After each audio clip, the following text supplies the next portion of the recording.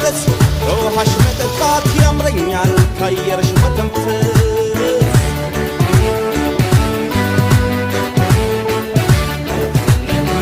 ስም ብቻ ይሁን ያንቺም እናትነት ኢትዮጵያችን ሁሌ ተገነት